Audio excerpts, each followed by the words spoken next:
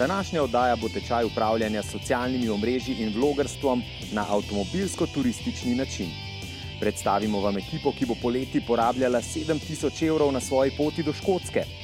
Po tirolskih hribih smo vozili največjega Volkswagna, ki je postal prestižnež, slovenske ovinke pa je požiral najbolj kompromisni Ford vseh časov. Pozdravljeni v avtomobilnosti in pozdravljeni na zaključnem dejanju letošnjega poletja.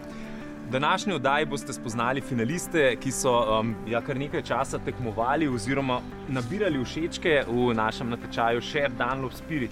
In le eden oziroma le ena ekipa bo tista, ki bo na koncu odšla na avanturo poletja z avtomobilom, 7000 evri v žepu in pa seveda potjo ter polno napotkov, ki jih bodo danes dobili tudi tekom današnje oddaje. Tudi v avtomobilnosti se še kako dobro zavedamo, da danes, če nimaš fotografij na Facebooku in Instagramu, velja kot da nisi bil na dopustu. Pred nami je torej zaključno dejanje natečaja, v katerem bo ekipa mladih vlogerjev prejela 7000 evrov in avto za 3-tedenski road trip. Po Evropi oziroma kamorkoli jih bo že pot zanesla, a zagotovo jih bo pot morala popeljati do dežele ovc, dud in moških v krilu. Glavni cilj potovanja je obisk rojstnega mesta gospoda Dunlopa, ki je pred 130 leti ustanovil, izumil zračnico. Ni glavni namen samo doseči cilj, ampak je pomembna tudi pot, kako priti do tega cilja. In predlagamo, da nam finalisti že kar takoj predstavijo idejo glede trase. Ves? Naj ti. Gremo miksace. Ok. V glavnem, začeli bomo v Ljubljani. Ali pa na gradu Podvin. Čez Gross Glockner. Prvo smo razmišljali o najlepši cesti na svetu, ta Stelvio pas. Do Monaka in potem čez Liechtenstein v Nemčijo. V Nemčiji je ena pot romantične štrase, se imenuje, ki je tudi baje romantična, oziroma zelo... Amerika ima 66, Evropejci ima pa 69, to dadi v Avstriji. Mislim v Belgijo, ker so neke naravne jame. Potem je Rotterdam. Ja, tisti San Michel, nekaj sazga se reče. San Michel je ona, ki je drugač vse oblito z vodo, obaseki se pa dejansko da pride do mesta. In pa smiselno je, če pogledati ta, ker je Loch Ness Monster. Potem pa London, Manchester, Liverpool, Birmingham, če Glasgow, Edinburgh. Kaj moramo za tebe obiskati? Pariz, Eiffel Tower. Benetke, potem pa naprej. Okay, tukaj zdaj mi nabijamo, v bistvu naš stil potovanja je čist spontan. Nikoli, ne vem, na zadnje 5 potovanjih nismo imeli splaniran niti malo poti. Če imaš cilj, boš našel tudi pot. Mislim, da ne rabim nič dodati. To so torej popotniki. Kdo pa bo njihov proda? Potegaj dol. Bo šlo?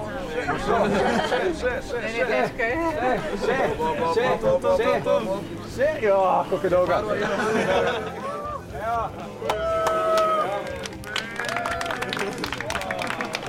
Tole je vse, kar povezuje avto s cesto in 4x tole, to, kar imamo. Malo vas bom poskusil pripraviti tudi na vožnjo po drugi strani, ne? Tisti, ki mogoče še niste vešči. So neke tehnike, ki pomagajo to narediti, nekaj to je malo, včasih malo pozabiš. Skočiš v avto, na napačni strani imaš kar naenkrat volan, ne? Lahko je kakšna situacija, ki ne bi radi, da bi se zgodila. Seveda pa zastonj kosila ni. Popotniki bodo morali na poti posneti zanimive prispevke za vas, da boste imeli tudi vi kaj od tega. A kot je danes normalno, boste že pred samo končno montažo videli marsikaj zanimivega prek družabnih omrežij. Pričakujemo občutek za ustvarjanje zgodbe, za podajanje te zgodbe, predvsem prek Instagrama. To je v obliki statičnih slik in seveda tudi dobre storije, dinamične, premišljene storije, ne samo slučajno snemanje slik, fotografij in tako naprej, ampak storije, ki bodo dejansko sporočali zgodbo. Preseči čim več izzivov in se preizkusiti in tako bo imel tudi zmagovalec priložnost doživeti različne izkušnje. Med drugim bo našo pnevmatiko lahko testiral tudi na dirkališču v Nürburgringu. Prav tako pa bo imel priložnost obiskati MotoGP, Le Mans ali pa Goodwood. In katere izzive so splanirali naši finalisti? skakalce bomo šli s pedalom, šli bomo na bungee jumping, šli bomo dirkati z snowbike. Načrtujemo safari z vodnimi skuterji. Moramo probati zapeljati ta avto na nemške avtoceste. Podmornica itak je na tem principu, da sprejemamo nove člane, se pravi, da se povezujemo z domačini. Nimamo 4 članov, kot ostale ekipe, mi imamo tukaj še Dunčija, 5. Rada bi že po poti v bistvu ustvarila dober content. 2 člana bi šla na balon, druge 2 bi pa v bistvu tekmovala proti balonu za javnim prevozom. Da se na vsakem območju, kjer smo, naučimo približno majčkeno tistega jezika, ki ga v državi govorijo. Škotska je res lepa dežela, je tak, ima dober karakter, velikokrat se spreminja, moody weather bi se reklo temu. Bi se izposodili tandem kolo in pa z njim prekolesarili 130 km. Dobili bojo lepo panoramsko sliko ob dramatičnem govorjenju, ko bo naprej jih spravila neko vod. Pol bojo pa videli, bomo vse porušili. So si dala za nek cilj, da recreatava eno sceno iz James Bonda, ko se po cesti pelje z Aston Martinom, sicer vidovo z Mercedesom. Jaz sem si zadala v bistvu to, da se povežemo, no? Da bo to neka taka lepa izkušnja, družinska. A to so bili zgolj načrti. 6 skupinam so se izjalovili, sito pa so predstavljali fotografija, story in vlog, ki so jih morali finalisti na našem dogodku posneti in objaviti v komaj 1 uri. Navodila oziroma pravila pa smo jim pripravili v obliki poučnih delavnic. In na televiziji, in pa dobro, še bolj pa pri social media, je to, da so stvari naravne. Veliko ljudi, ki prižgeš kamero, začne govoriti čisto drugače, kot govorijo, ko si v družbi. Ne, to jaz sem tak, ki sem. Zdaj, a me bo človek zaradi tega sprejel, me bo gledal, ne vem, ampak večja verjetnost pa je, da me bo, če ne bom fake. Vi boste morali na poti premagati svoj strah in iti do ljudi. Šele potem bojo dobre stvari. In prva stvar, kljubca, ki jo boste morali narediti, spregovoriti boste morali. Brez tega žal ne bo šlo. Če ste hoteli na Škotsko, boste morali govoriti. Koliko objav na dan? Ne pretirano, ne premalo. V vašem primeru, ki boste imeli zelo zanimive zgodbe, ki se vam bo non-stop nekaj dogajalo, pa tako naprej, je 3 do 5 objav na dan, je čisto ok. Mišljeno kot story ali kot objava? Kot objava. Letos poteka 130 let od ustanovitve prve zračnice, to se pravi 130 let, odkar je gospod Dunlop na Škotskem. Takrat je bil Dunlop mečkam povezan z adrenalinom, športnostjo, njegov sin je bil najhitrejši na vasi. Potem so začele ure tiktakati, spominske kartice pa se polniti.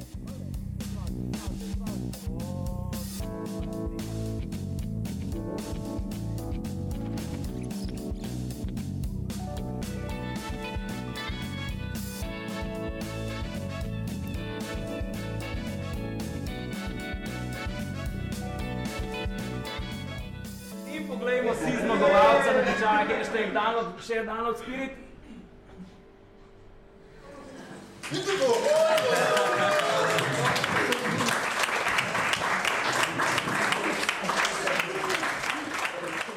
Zdaj!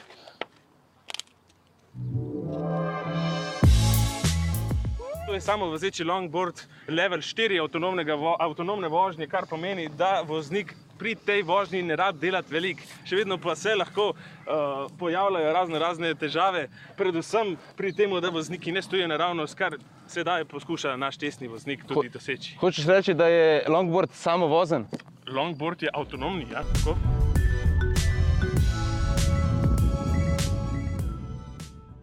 Ne pozabiti, rekordi so zato, da se jih izzove. Na Škotsko bo torej potovala ekipa Mal na zrak. Družbenim omrežjem dokaj znani študentje, ki na simpatičen vlogerski način predstavljajo lepote Slovenije. In kaj je najvažneje? Glede na to, da so takoj po zmagi v roke prijeli kamero, si lahko obetamo resnično dobre zgodbe. Saj kot so obljubili, mi gremo delati.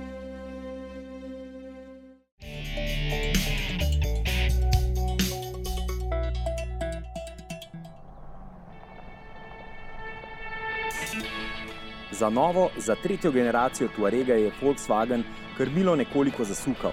Pri prvih 2 so namreč Tuarega promovirali predvsem kot zmogljiv stroj. Zagotovo se boste spomnili leta 2006, ko je Touareg s takrat 5-litrskim 10-valnim turbodizelskim motorjem iz hangarja potegnil 155 ton težkega Boeinga 747 in se tako zapisal v knjigo rekordov. Spominjam se tudi modela Kong in pa seveda pri tem ne smemo pozabiti 2 zaporednih zmag Touarega na reliju Dakar. Volkswagen Touareg je torej že dokazal, da je močan, da je zmogljiv, da je sposoben največjih terenskih naporov. Zato niti ne preseneča, da nam Volkswagen za tokratno predstavitev sploh ni pripravil kakega terenskega poligona, da bi tega lepotca umazali. No, zdaj, ko v modelski paleti manjka prestižna limuzina za bogate z imenom Phaeton, je ta veliki terenec, ki je dobil ime v Sahari, postal sinonim za Volkswagenov prestiž. The abilities of driving off-road are still there. This car has abilities to get used, and on the other hand, it is extremely comfortable. And this comfortable side of the car, we improved a lot with the new Touareg. Glede na izkušnje s prvima 2 Touaregoma, vsekakor lahko zaupamo, da bo suveren na zahtevnih terenih, pa čeprav so v praksi kupci Touaregove kompetence koristili kvečemu za vleko čolnov in počitniških prikolic, seveda na skrajno udoben, komforten način.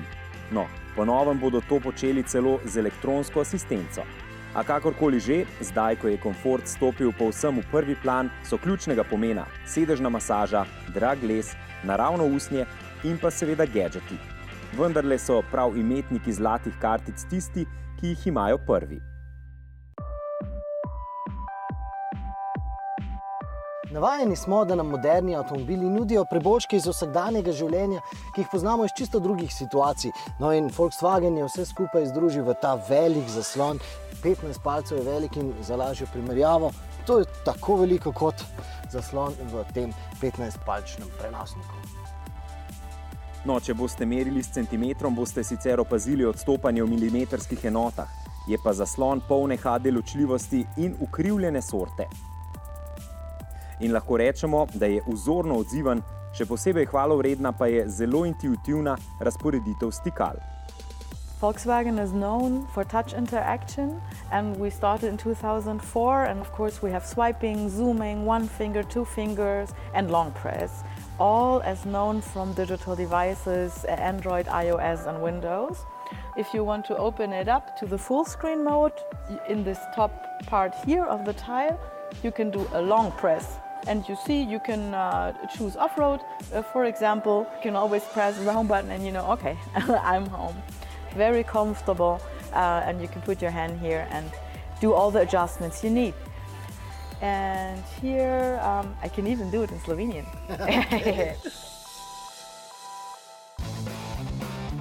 Navajeni smo tudi, da je Volkswagen vedno med prvimi, ki uvedejo nove asistenčne sisteme. Tako kot že Arteon pred njim, tudi novi Touareg ponuja aktivni tempomat, ki se samodejno prilagaja hitrostnim omejitvam. Kot prvi Volkswagen pa Touareg ponuja sistem, ki preprečuje, da bi sploh lahko kak avtomobil izsilili, recimo pri vključevanju na prednostno cesto. Zaznava namreč prečni promet. Vloga tehnološkega pionirja pa seveda ni naključna. That makes Volkswagen a bit more premium in the volume segment than our competitors. We are top of volume, but we are not a premium manufacturer. But the Touareg has proven, and we sold nearly 1 million cars of the Touareg, that it really can compete against premium manufacturers. Pri tem je zanimivo, da se želje premožnih kupcev po svetu kar precej razlikujejo. Touareg je zato najprej evropski SUV. Zanimiv bo tudi za Kitajce, za Američane pa menda ni. Tam recimo navdušuje Atlas, še večji SUV. Perfect car, the so-called soccer mommy car, which is extremely big, outside, inside, very spacious, with a reasonable price. No, tipični evropski avto za mame malih nogometašev je Tiguan Allspace. Za vsaj en cenovni razred dostopnejši SUV. Novi Touareg pa recimo svojo cenovno pozicijo jasno izraža, da v Wolfsburgu začenjajo delovati kot skupina znamk iste hiše, ne pa kot skregani otroci. Deležni smo bili namreč naslednje izjave. If someone really needs the space and someone really says, I need a 7-seater, then he can really feel free to buy the Audi. V nadaljevanju oddaje bomo uživaško ovinkarili s Fordom, ki je seksi na čisto neobičajen način. Da vam pomagamo pri volilnih odločitvah, vam postrežemo z odgovori političnih strank na mobilnostna vprašanja, predstavimo pa vam tudi prvo ugotovitev, ki smo jih skupaj z vami dognali v enem najboljših simulatorjev na svetu.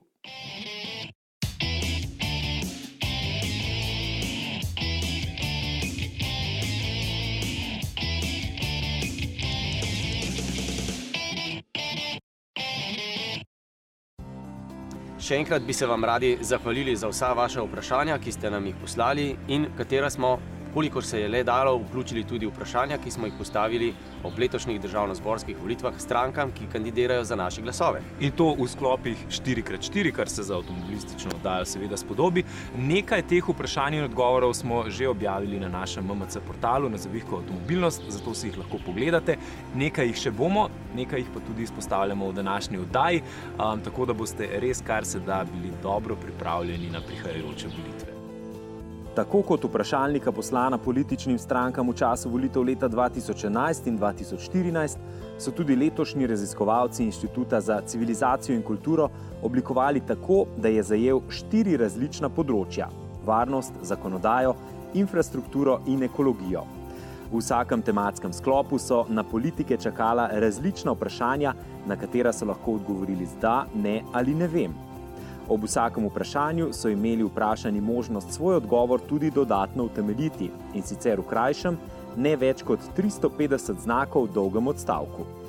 Za televizijsko pokušino vam predstavljamo odgovore strank na vprašanje, ali bi podprli zapiranje mestnih središč za vozila na dizelski pogon.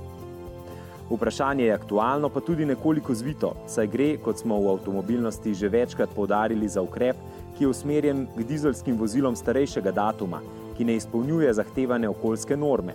V tem primeru se nam je tako zastavljeno vprašanje zdelo še posebej smiselno, saj se prav politikom rado zgodi, da tudi tako pomembne teme, kot je kakovost zraka v mestnih središčih v korelaciji z mobilnostjo, oklestijo pomembnih dejstev in se zatečejo k bolj medijsko privlačnim populističnim obljubam o ukrepih, ki bodo v eni potezi rešili vse nakopičene težave. V tem primeru smo bolj kot odgovor z da ali ne pričakovali v zanimivih pojasnilih, ker lahko stranka jasno pove, kako razume to problematiko.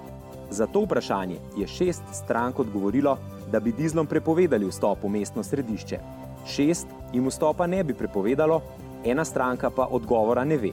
Nekaj jih je v dodatnem pojasnilu precej natančno povedalo, kako široko razumejo to problematiko, druge pa spet manj. Tako kot je nemara tudi prav, saj med strankami razlike so. Vabimo vas, da si podrobnejše odgovore pogledate na MMC-ju, kjer jih bomo po posameznih tematskih sklopih objavljali vse do volilnega molka.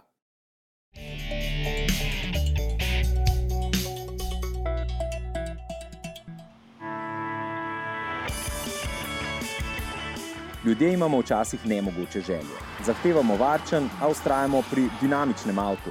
Ta pa mora biti videti športno atraktiven in hkrati terensko nastopaški. In ob tem, da je mestno okreten, mora biti celo družinsko prostoren. Povrhu vsega tega pa mora imeti nizko ceno. Kljub temu, da mora vsebovati vse najmodernejše napravice. Avtomobilske znamke običajno učinkovito skombinirajo nekatere izmed teh zahtev. Ford pa si je tokrat zadal, da bo poskusil ustreči prav vsem tem zahtevam. S tem ni prvi, pravzaprav to zdaj delajo vse znamke. To početje je namreč skupni imenovalec malih SUV-jev, torej avtomobilov, ki so v tem trenutku najbolj trendovski. Njihova prodaja narašča najbolj bliskovito. Seveda se vse znamke dobro zavedajo, da ljudje hočejo avtomobile, katere lahko brez zadržkov označimo, da niso ne tič ne miš, z drugimi besedami to pomeni, da v nobenem primeru niso idealni avtomobili. A če bi se odločali na podlagi plusov in minusov, bi bili v resnici v vrhu. Kako blizu vrha, pa je seveda odvisno od tega, kako dober kompromis so inženirji, oblikovalci in menedžerji zasnovali. A pojdimo k avtu, ki že z imenom izraža svojo kompromisnost. Koliko je EcoSport Eco? No, za pol litra manj kot Fiesta, iz katere pravzaprav izhaja. In koliko je EcoSport sport? No, toliko kot je lahko športen avto, ki je razmeroma visok, torej v fizikalnem pogledu neidealen. V praksi je to navdušujoče v primerjavi s številnimi tekmeci, predvsem manj navdušujoče pa v primerjavi s precej pohvaljeno Fiesto. Handicap pri dinamiki EcoSport kompenzira pri prostornosti, pri čemer je bistvenega pomena, da se v avto vstopa in izstopa po željah potnikov z bolečinami v križu. Se pa glede družinskosti EcoSport ne more kosati z vrhunskimi malimi enoprostorci, kot so B-Max, ki je žal moral svoje proizvodne trakove prepustiti EcoSportu. Zakaj? Zato, ker večina daje prednost čustvom pred razumom. Fordove analize so pokazale, da je razumsko idealen avto bolje nadomestiti z avtom, ki je videti idealen, torej športno atraktiven, čeprav v osnovi terenskega videza. Koliko pa je EcoSport moderen? No, Fiesta ponuja več asistenčnih sistemov. Lahko pa tudi v EcoSportu pohvalimo multimedijski sistem Sync 3, ki je res eden najbolj intuitivno urejenih in tako uravnoteženega zvočnega sistema tudi ne pričakujete v tem rangu. A na koncu se, kot pri vseh teh najbolj zaželenih novincih v prodajnih salonih, tudi pri EcoSportu soočimo s ceno. Dober kompromis pač ne more biti poceni.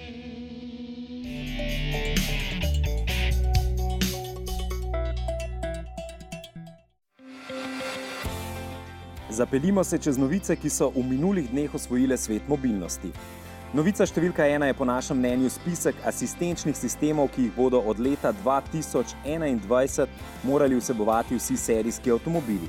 Podrobno si ga oglejte v članku na MMC-ju, naj samo poudarimo, da so na njem tudi sistemi, ki zaznavajo alkoholiziranost, zaspanost, kakršnokoli nepozornost, pa tudi črna skrinjica. No, mnogo izmed teh sistemov že imata tudi tokratna novinca na naših cestah. To je Gran Turismo, narejen tako, da uporabniku omogoča čim več osebne svobode in pa seveda premium mobilnosti. Tukaj lahko začnemo z, bomo rekli, samo sistematično digitalizacijo, potem športno, dinamično vožnjo izkušnjo in pa ne nazadnje izredno funkcionalno zasnovano notranjostjo. No, tudi Audi ima zelo napreden sistem glasovnega upravljanja v naravnem tipu govora. Glede tega pa je verjetno še nekoliko bolj impresiven Mercedes razreda A. Tega recimo kar pokličeš po imenu, če želiš, da kaj naredi zate. Razred A je vstopni model v svet Mercedes-Benza. Tokratna, 4. generacija razreda A pa je še posebej posebna. Namreč prinaša novosti v smislu uporabniške izkušnje MBUX, prinaša novosti novih varnostnih in voznih asistentov. Poročamo tudi, da sta še 2 znamki napovedali umik dizelskih motorjev iz ponudbe. Volvova obljuba pravi, da bo ta ukrep uvedla nova generacija modela S60. Nissan se je obvezal, da bo leta 2025 njegova ponudba povsem diesel-free. Seveda obe znamki računata, da bo še naprej tako bliskovito naraščala prodaja električnih modelov. Hkrati se nadaljuje elektrifikacija klasičnih pogonov, blagi hibrid, zdaj recimo predstavlja tudi Kia. Na zavihku Avtomobilnost na MMC-ju nikakor ne spreglejte tudi 3 zgodovinskih člankov. Praznovali smo Spačkov 70. rojstni dan. Ozrli smo se na nekdanje ruske predsedniške limuzine in poslovili smo se od Brabusa, inženirja, ki je spremenil, kako gledamo na Mercedese. Sklop novic pa zaključujemo z izredno praktično vestjo, ki vam v resnici lahko prihrani kar precej evrov za vzdrževanje vašega avta. Delovati je namreč začela nova spletna storitev, ki primerja cene servisnih posegov v slovenskih servisnih delavnicah. Izbereš potreben tip popravila, sistem pa vam pokaže delavnice, kjer lahko poseg opravite in za koliko so ga pripravljeni izvesti. Izberete tistega, ki vam najbolj ustreza, se naročite in potreben servis opravite brez grenkih presenečenj. Bi pa v današnji oddaji tudi izkoristili priložnost, da se zahvalimo vsem, ki ste se v tako lepem številu odzvali našemu vabilu in prišli v Triglav Lab in tam preizkusili svoje vozniške sposobnosti na simulatorju. S tem smo prepričani, da ste nekaj o svoji vožnji ugotovili sami, veliko več pa bomo ugotovili mi, ker ste nam pomagali zbrati veliko količino podatkov, ki jih s pomočjo tega zelo sofisticiranega računalniškega sistema pridobivamo o naših vozniških sposobnostih. Prva izmed ugotovitev, ki smo jih zaznali v našem eksperimentu v Triglav Labu, je pravzaprav zelo pričakovana, a prav zato jo velja povedati oziroma še posebej poudariti. Torej, mlajši vozniki, se pravi tisti, ki so izpit opravili pred kratkim, se bistveno bolj vestno pripenjajo. V teh vožnjah so si brez opozorila takoj nastavili pravilen vozniški položaj, obe roki so imeli ves čas na volanu in na pravih pozicijah. Za ustrezno reagiranje v konkretnih vozniških situacijah je namreč to ključnega pomena, tako v realnem prometu, kot tudi v simuliranih kritičnih situacijah. Tokratni testi so vsekakor pokazali, da starejši vozniki očitno vožnjo jemljejo bolj lahkotno. Čeprav so dobro vedeli, da bodo opazovani strani inštruktorjev in naprav, so namreč volan držali samo z eno roko in glede na to, kako naravno so se obnašali med vožnjo v simulatorju, lahko z veliko mero verjetnosti sklepamo, da se tako obnašajo tudi v realnem prometu. Da je za varno vožnjo pravilen položaj za volanom pogoj, v avtomobilnosti sicer redno poudarjamo, a glede na prve zbrane podatke očitno še premalokrat. Vabimo vas, da večer nadaljujete v naši družbi.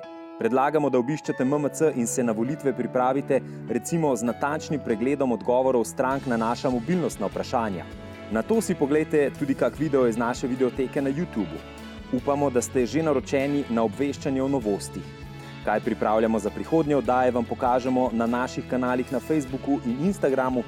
In ne nazadnje, spoznajte kanal naših novih popotniških vlogerjev z imenom Mal na zrak.